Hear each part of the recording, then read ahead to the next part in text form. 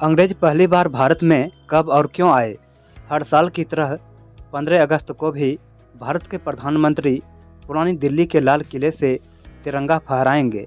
इस दिन नागरिक उन सभी महान नेताओं को सम्मान देते हैं जिन्होंने अतीत में भारत की स्वतंत्रता के लिए बहादुरी से लड़ाई लड़ी थी।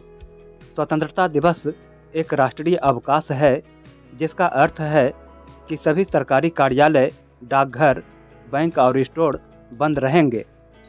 आज़ादी से पहले भारत एक ब्रिटिश उपनिवेश था और उस अवधि के दौरान हमारे लोगों ने बहुत कुछ सहा है और अपने प्राणों की आहुति दी है।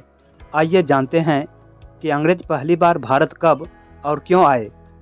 ईस्ट इंडिया कंपनी की स्थापना भारत में 1600 में हुई थी। इस कंपनी की स्थापना के साथ ही अंग्रेजों ने भारत में अपने पैर पसारने शुरू कर दिए। इसके साथ भारत यूरोपीय देशों के लिए सबसे महत्वपूर्ण व्यापारिक केंद्र बन गया और यूरोपीय देशों में मसाला व्यापार पर एकाधिकार स्थापित करने की महत्वाकांक्षा बढ़ी, जिसके परिणाम स्वरूप कई नौसैनिक युद्ध हुए। ब्रिटिश ईस्ट इंडिया कंपनी का गठन कैसे हुआ? ब्रिटिश ज्वाइंट स्टॉक कंपनी, जिसे ईस्ट इंडिया कंपनी के नाम से जाना जाता है, की स्थापना जॉन वाट्स और जॉर्ज व्हाइट ने 1600 ईस्वी में दक्षिण और दक्षिण पूर्व एशियाई देशों के साथ व्यापार करने के लिए की थी। प्रारंभ में इस ज्वाइंट स्टॉक कंपनी के शेयरधारक मुख्य रूप से ब्रिटिश व्यापारी और कुलीन थे और ईस्ट इंडिया कंपनी का ब्रिटिश सरकार से कोई सीधा संबंध नहीं था। भारतीय उपमहाद्वीप में अंग्रेजों का आगमन 24 अगस्त 1608 को अंग्रेज व्यापार के उद्देश्य से भारत के सूरत बंदरगाह पर पहुंचे, लेकिन 7 साल बाद सर थॉमस रो यानी कि जेम्स प्रथम के राजदूत के नेतृत्व में अंग्रेजों को एक कारखाना स्थापित करने का शाही फरमान प्राप्त हुआ सूरत में।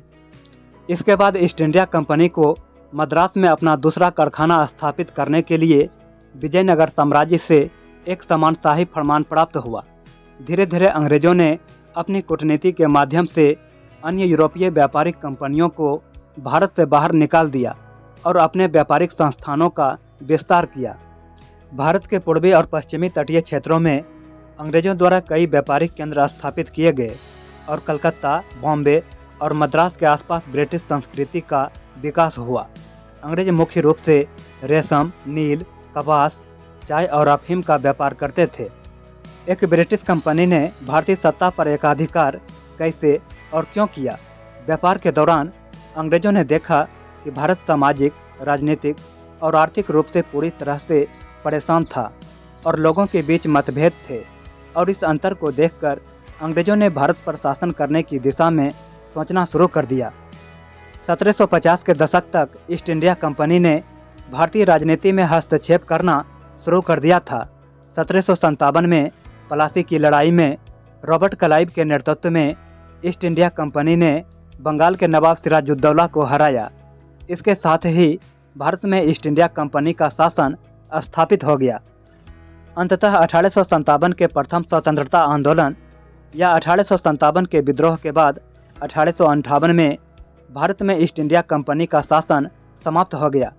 भारत से ईस्ट इंडिया कंपनी के जाने के बाद ब्रिटिश क्राउन का भारत पर सीधा नियंत्रण हो गया, जो ब्रिटिश राज के रूप में जाना जाता है।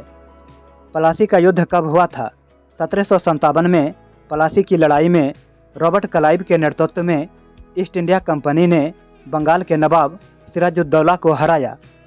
ईस्ट इंडिया कंपनी की स्थापना किसने की? ब्रिटिश ज्वाइंट स्टॉक कंपनी, जिसे ईस्ट इंडिया कंपनी के नाम से जाना जाता है, की स्थापना जॉन वाट्स और जॉर्ज व्हाइट ने 1600 ईस्वी में दक्षिण और दक्षिण पूर्व एशियाई देशों के साथ व्यापार करने के लिए की थी।